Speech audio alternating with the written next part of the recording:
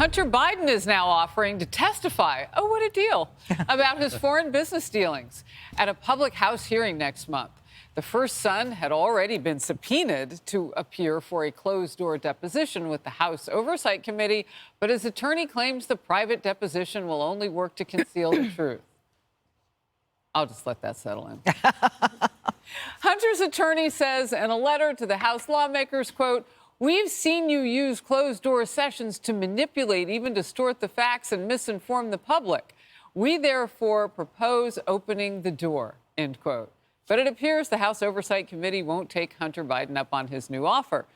Chairman James Comer says Hunter Biden is trying to play by his own rules instead of following the rules required of everyone else. That won't stand with House Republicans. We expect full cooperation with our subpoena for a deposition, but also agree that Hunter Biden should have opportunity to testify in a public setting at a future date, which you might call 60 Minutes, which he's already done. I mean, is it, Emily, do you think he's looking for the spotlight for this so that, or do you think this is really an effort to tell the whole truth and nothing but? Well, interestingly, I think it's a seeking attention. I think it is the continued seeking attention and the fact that he perceives himself as the ultimate victim. And I note as well, remember, he wrote an op-ed, crying out to the world to please have pity on him because of a certain habit that he had that millions of Americans have that don't seem to excuse vile behavior. I'll note that several reports are coming out of the White House that say, the White House staffers are, quote, irritated that he's not clearing his PR and legal strategy with the White House. And we noticed this friction months ago, frankly, when this started. They feel that it would best serve the president to have him fly under the radar and sort of keep it as low as possible, let the president focus on his duties or pretend to. But the reality is that Hunter has employed a fight fire with fire, which they feel is not only distracting, but also flying in the face of the White House because it's a massive gesture of a lack of respect in that there isn't any tandem collaboration going on whatsoever. So, I mean, I'll enjoy the dumpster fire with some popcorn, but I would like to learn the truth. All right. I like kettle corn, by the way, if anybody's wondering. David. Caramel popcorn. Just Also throwing good. that in there so we get Cheddar cheese popcorn. cheddar cheese. Oh, yeah, popcorn, Michelle. It's too addictive. I got to stay away. Oh, see, okay. And now back to Hunter Biden. Well, it is. Get your popcorn out. Look, I've managed a few crises in my life for people in positions where they need to turn the public narrative. That's what Hunter Biden's doing here. It's crisis management 101. You try to get it in your space where you can put out your sound bites. This is what happens when you do it in public. Behind closed doors and under oath, and whether in public or behind closed doors, he should always be under oath, full subpoena power, compel under oath. That's what matters towards a future perjury charge. As far as public statements, that should be during an impeachment hearing when it can be out there in front. Republicans can also control the types of questions, the facts being asked for.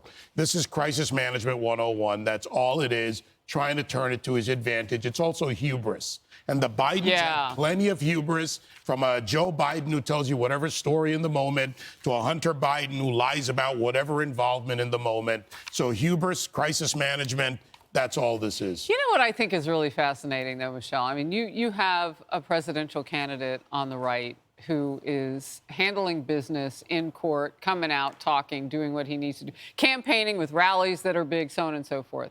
And the White House feels like it doesn't want the son of the current president to get out and also add fuel to the fire away from the president of the United States. I mean, you've got a candidate who's already doing it. Now the son's going to do it. And how else does Biden keep up? Go to court? Well, that would be interesting. Yeah, that would be interesting. But I agree that I prefer hearings to be done behind closed doors because I think that they actually get to the heart of the matter and they get some truth and they can ask questions without preening for the camera, without all the grandstanding. That is my preference. And for Abby Lowell, his attorney, to say, well, you all use that to misinform and to distort the facts. Well, you know what? You can do that too, Abby. After he comes out of his closed-door session, you feel free to knock yourself out and you can distort too. I mean, it's a silly argument. And Comer has said, fine, sit before us publicly, a public hearing. We'll do that later. We want the closed-door one first. Right. And I think that's totally, totally appropriate. Hunter Biden would love nothing more than to sit, have cameras pointed at him, and try to generate the narrative that he wants to form. And I think it's proper and right that You're right. He gets to do another one, maybe on 60 Minutes or wherever he wants to go. He can put some of his art behind him. There you like go. a backdrop. Yeah, with like a Zoom wall. Yeah. Anyway, go ahead. Yeah, I mean, you're a witness and you receive a subpoena with the force of law behind it from Congress. You don't get to set the terms. Now, you could certainly request, I prefer open door, but it's ultimately up to that congressional committee as to how that plays out.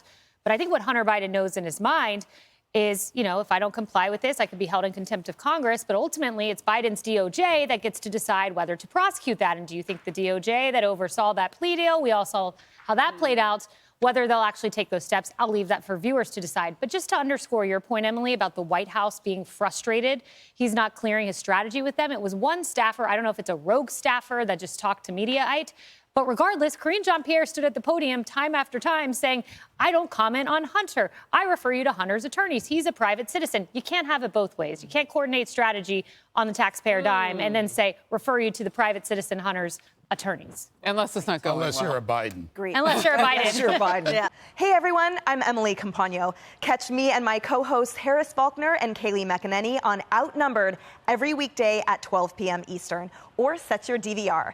Also, don't forget to subscribe to the Fox News YouTube page for daily highlights.